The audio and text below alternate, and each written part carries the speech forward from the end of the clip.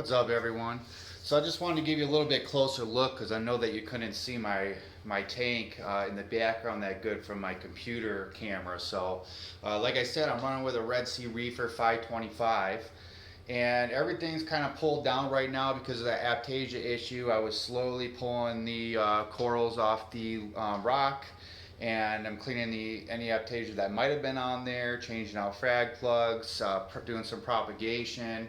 So all those are up on suction cup coral frag racks, up on the walls of the glass on the sides, and then I've got some stuff in PVC down low. There's some zinnia in the middle, nice zinnia garden. I'm going to have to pull that off because that rock is just like infested with the aptasia. Yeah, the scape used to be awesome. It would go how it is exactly right now, but then I had some real nice stuff right there along the back middle wall, and everything was really growing pretty slow when I was just using 3 HD primes. I had two of the older ones, and then I had one of the newer ones in the middle, and although it kept everything alive, I wasn't really seeing like maximum growth. So, and I tried all different kinds of settings. They're great lights and the settings are great, but it's like, it was difficult for me really to nail it down. But once I added the aquatic life T5 hybrid, and put those primes in the middle of that, unbelievable the amount of growth that I started to get. I started to get the coralline algae, which I just think is awesome, along the back and on the rock. The corals started to really blow up in size. Everything was looking really good. So obviously you got to make some adjustments and whatnot as you go, so you're competing with your algae and all that. But yeah, my numbers have been spectacular for the last year.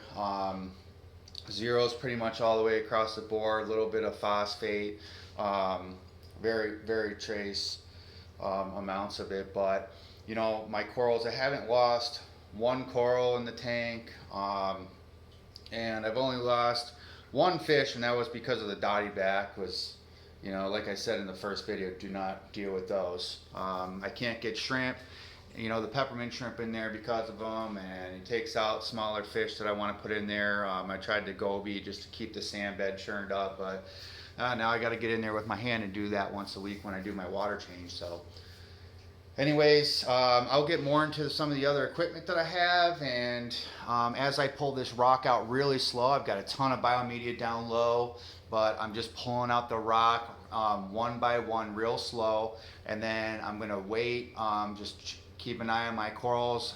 I'm pretty much going to treat it as a quarantine tank for a while. I'll take a look at my corals, make sure there's no aptasia growing on there. As I churn the sand bed, they'll start popping up in the sand bed from time to time, and I can turkey base those out.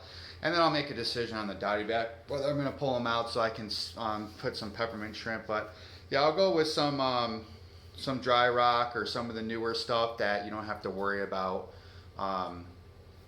throwing in there and destroying your tank with starting to cycle over and whatnot. But we'll see. It's going to take a long process. I'm going to video it for you, and I think it's just going to turn out to be great. But as long as I can keep everything alive, keep everything happy, we're good to go. So again, thanks for watching my video, and I hope that you take care, and I'll see you next time when I put up the next one. Thanks.